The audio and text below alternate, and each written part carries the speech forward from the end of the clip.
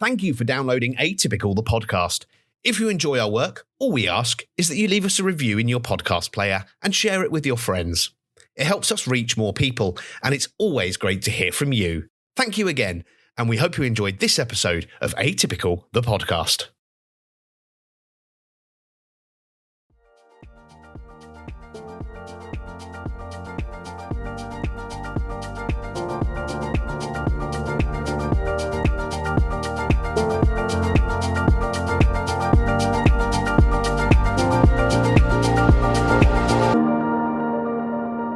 Hello and welcome to Atypical the podcast where we look at life from a more atypical perspective. My name's Simon Heather, your host, and it's once again just me.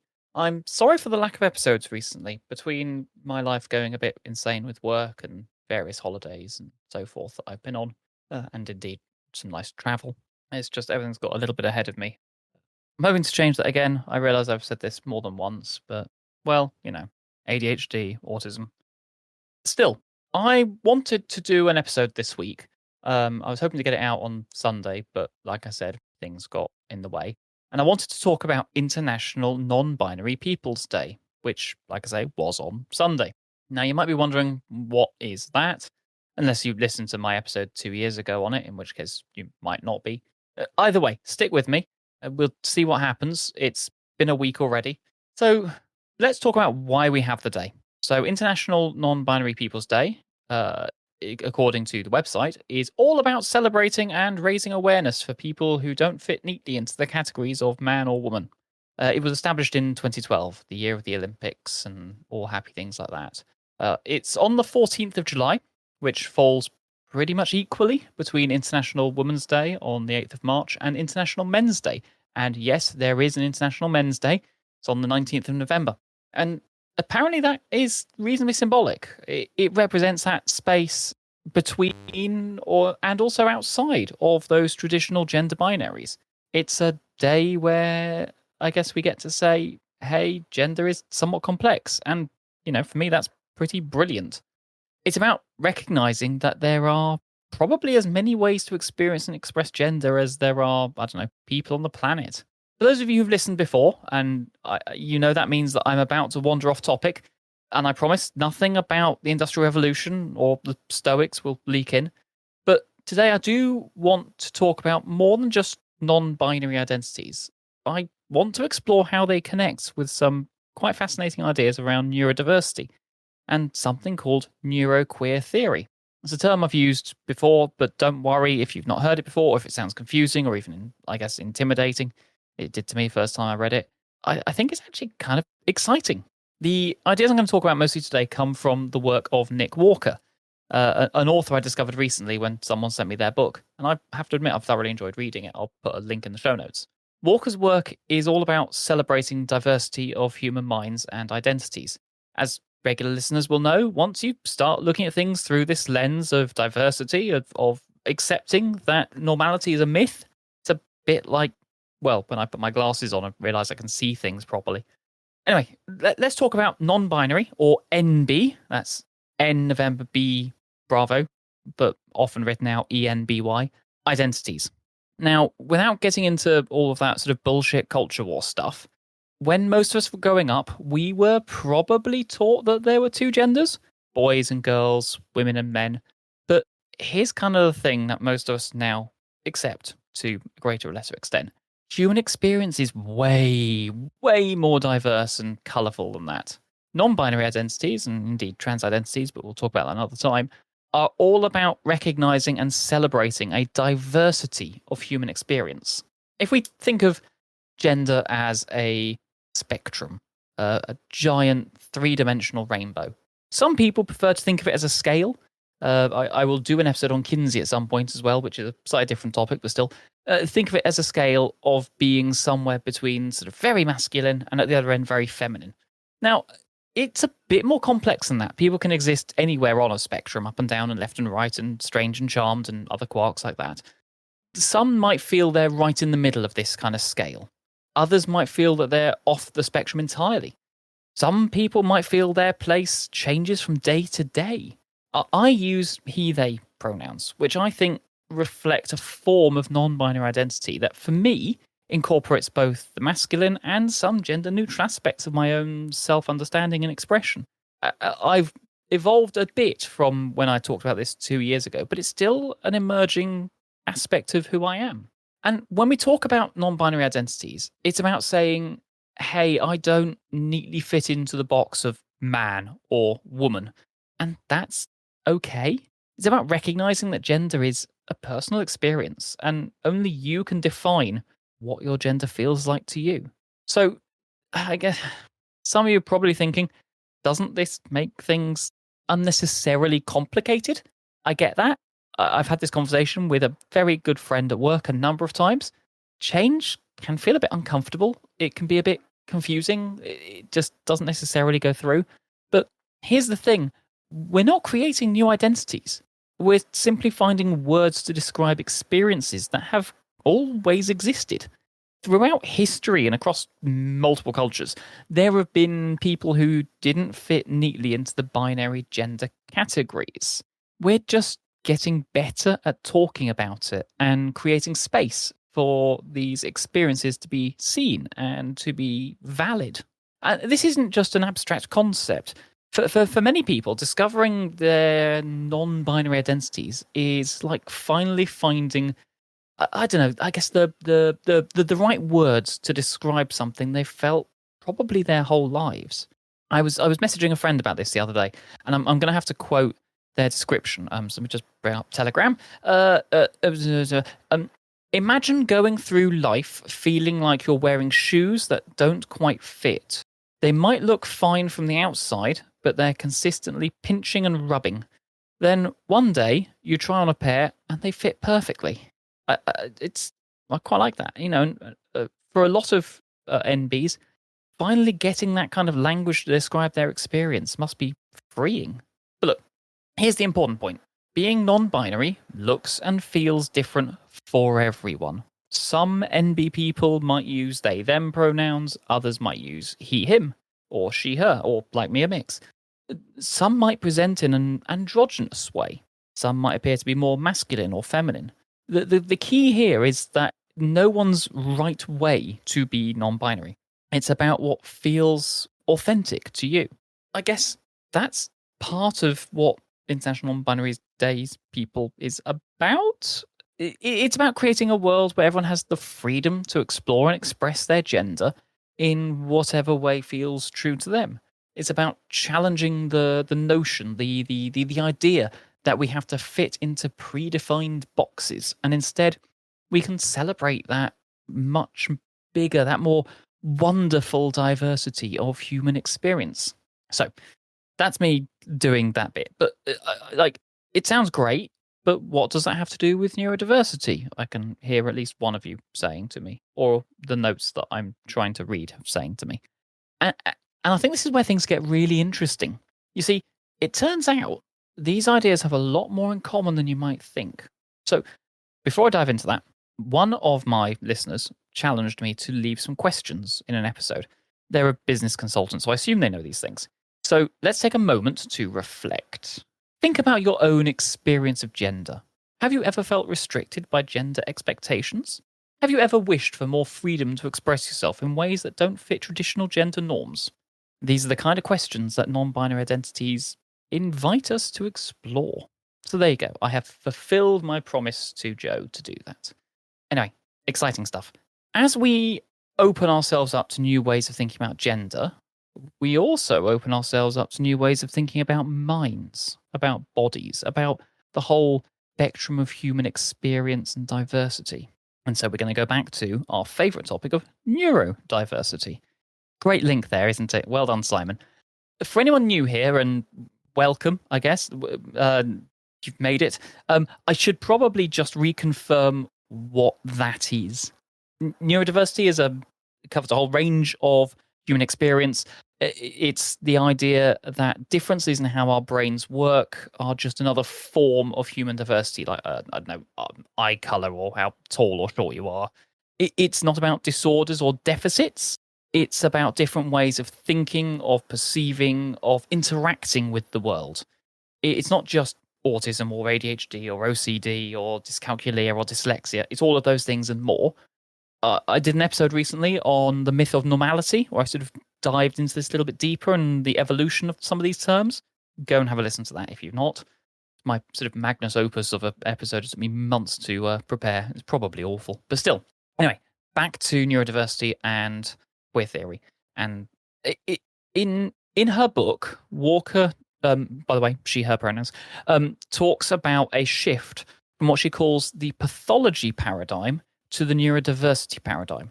Now, if these terms are new to you, again, I've spent years reading about this and talking about this stuff, but it's actually a kind of revolutionary idea for this area of study. Because you see, for a long time, society and medical professionals and some parents have been looking at neurological differences like, say, autism or ADHD or dyslexia as problems that need to be fixed. Yeah, that's the pathology paradigm, something we often call the medical model of disability. But the neurodiversity paradigm, that's quite a different approach. It's much more in line with what we've talked about on this podcast before in terms of the social model. It's more about, these are not disorders. They're just different ways of being human, and they've got their own strengths and challenges, just like basically any other human trait you can think of. Now, this shift isn't just about being nice or politically correct. It's about recognizing that diversity in all its avant-garde forms is vital for our species. Again, go back to my myth on normality episode. The different ways of thinking bring different strengths to the table. That ability to read maps or to remember which berries made Aunt Beryl sick last year or whatever it may be. And in a world as complex as the one we live in, having those diverse perspectives is really valuable. But anyway, Walker doesn't stop there. As I've said, I've used this term before. I'm unsure if she coined it, but Walker really goes into discussing the notions and explanations of the concepts around neuroqueer. And it's kind of exciting, at least to me. What is it about? It's kind of like taking the ideas of neurodiversity and queerness, mixing them up a bit, and coming up with something that's kind of new and potentially quite radical. It's about challenging not just how we think about neurological differences, but how we think about gender and sexuality at the same time. Walker describes neuroqueering as a practice, something you do, not just something you are. It's about intentionally messing with the rules of how we're supposed to think, how we are supposed to behave and express ourselves. It's like saying, you know what, I'm not going to pretend to be normal just to make other people comfortable. I'm going to be authentically me in all of my bizarre meanness. And I realize this is an audio medium. None of you can see me waving my arms around, but if you know me, you can probably picture it. Sorry about that. Anyway, here's the part I really wanted to underline. Neuroqueer theory isn't just for diagnosed neurodivergent people. It's for anyone who wants to break free from somewhat restrictive norms about how we're supposed to think and behave. It's about recognizing that these norms aren't natural. They aren't inevitable. They don't have a Thanos snap. They're just social constructs that we can choose to challenge. Walker argues that the ways society tries to enforce normal thinking and behavior, what she calls neuronormativity, are deeply connected to how society tries to enforce normal gender and sexuality roles, that heteronormativity. They're functionally two sides of the same coin. Think about it. How often have you heard someone say, boys don't cry or girls aren't good at math? I'm not just talking about Catherine Birbal Singh, but many others have said it and unfortunately still say it. These statements aren't just enforcing gender norms. They're also making assumptions about how our brains should work. Neuroqueer theory kind of says, let's challenge all of that. And you might be thinking, well, that sounds great, but what's it got to do with non-binary identities? It does. You see, NB identities and queer theory have a lot in common. They're both about rejecting rigid medical or society-driven categories and embracing that fuller spectrum of human experience and diversity. They're both about saying that the way society tells me I should be doesn't match with who I really am. And you know what? that's okay. One of my favorite quotes, which I'm told I hammer into too many things, is the wonderful, great Admiral Grace Hopper, who is credited with saying, the most dangerous phrase in the language is, but we've always done it that way. Anyone who works in IT or projects will no doubt recognize that. Both NBs and indeed those who practice neuroqueering are often challenging multiple norms at once. A non-binary person isn't just challenging gender norms, they might also be challenging norms about how we express emotions, how we dress, how we communicate. Arguably, that's all part of our gendered norms, but stick with me. Anyone practicing neuroqueering isn't just challenging norms about how we think, they might also be challenging norms about gender expression, about social interaction, about what it means to be professional or mature. If my boss or Sally is listening, yes, I know. But here's the really important point. Both non-binary identities and neuroqueer theory emphasize self-definition. They're about saying that you decide who you are, how you express yourself. Not society, not doctors, not this podcast or anyone else. You. And it can go deeper than that. For many people, their experience of gender is intimately connected with how their mind works. An autistic person, for example, might experience and express gender in ways that are influenced by their unique way of perceiving and interacting with the world. We've talked about this on the podcast before, about the high rates of gay and trans people with neurodivergencies, and neuroqueer theory potentially gives us a framework for understanding, for exploring, celebrating those complex intersectionalities of identity and expression. Think about it. Society has some pretty rigid expectations about what's normal. Entire episodes about it. These expectations don't just apply to how we think or process information, but how we express our gender. For both neurodivergent and NBs, these expectations can feel a bit like a straitjacket, I guess. So let's say you are autistic. I am. Lots of people listening to this podcast probably are. You might struggle with unwritten social rules. The toaster comes up again.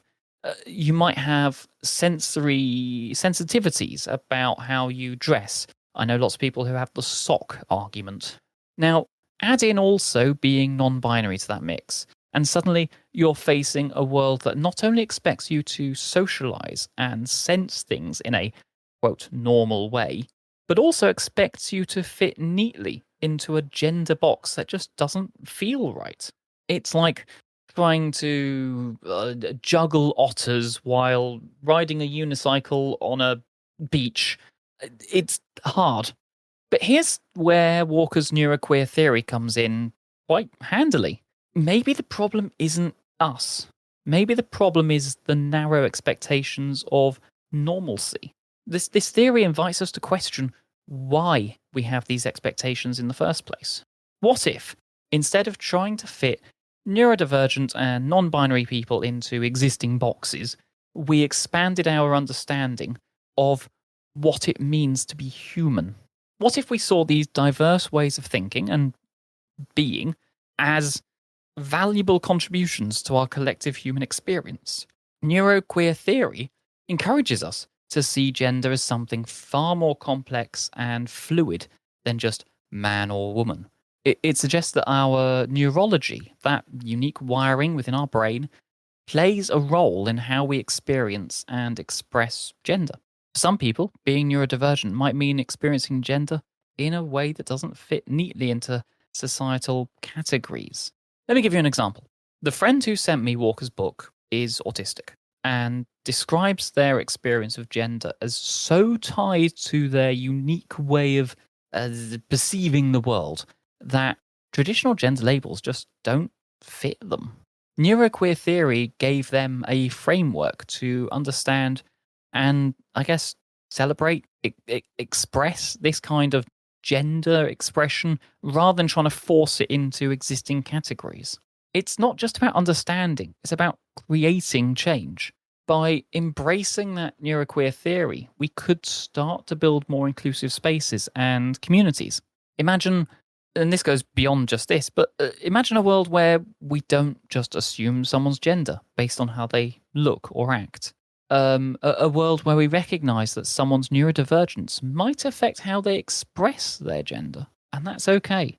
A world where we celebrate the full spectrum of human diversity in all of its myriad forms and beauties. But that means, first of all, we have to rethink things like our approach to education and healthcare. That's not a new concept for me to talk about on this podcast. I know you're all bored to death of me talking about it.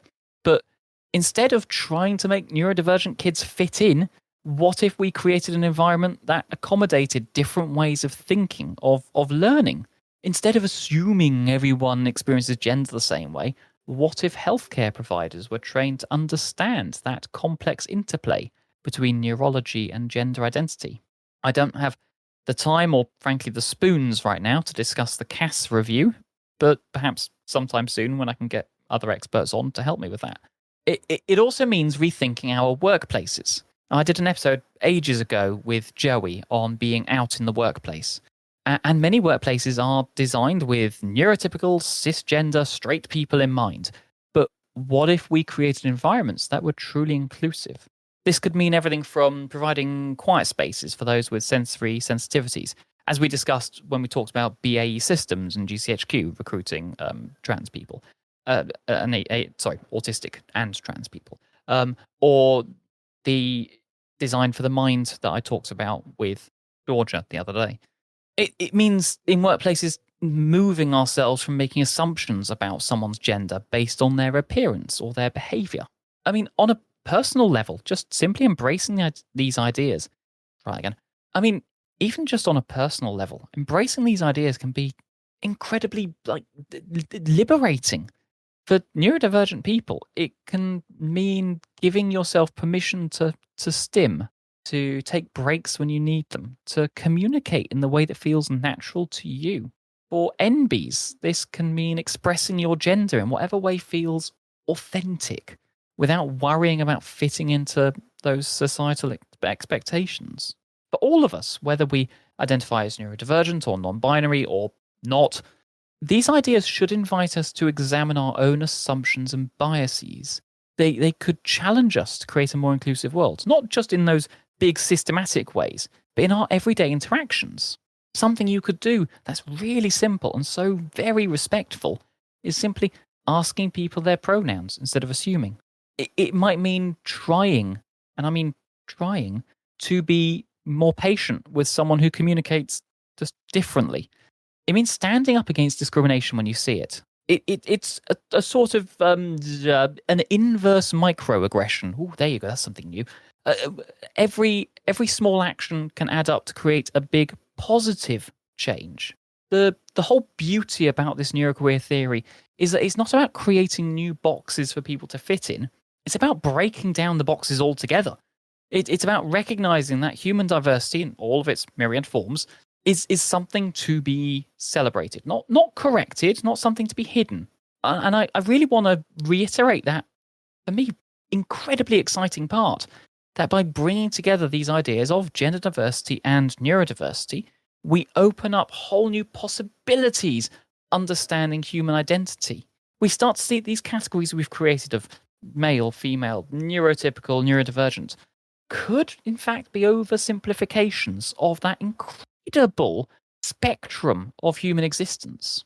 It's like we've been trying to describe the entirety of visible light using just the words red and blue, and I would struggle with that because red isn't very easy for me to see.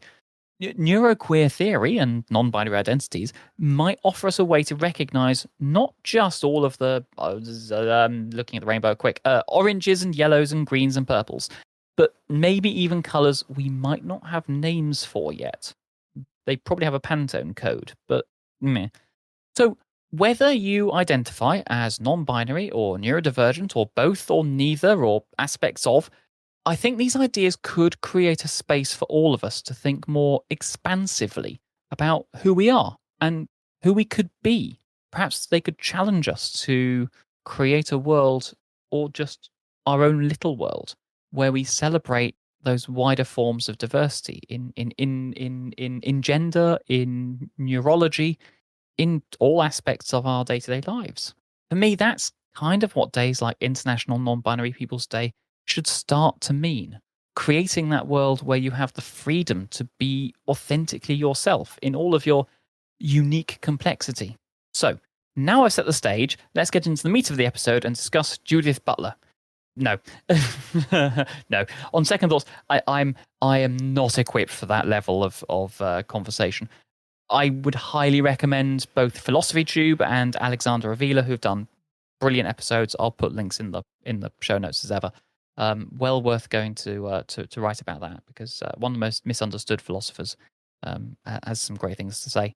Anyway, thanks as ever for listening. I hope you have a pleasant weekend. We'll try and get back into some kind of swing of episodes again sometime soon. Take care now. Bye-bye.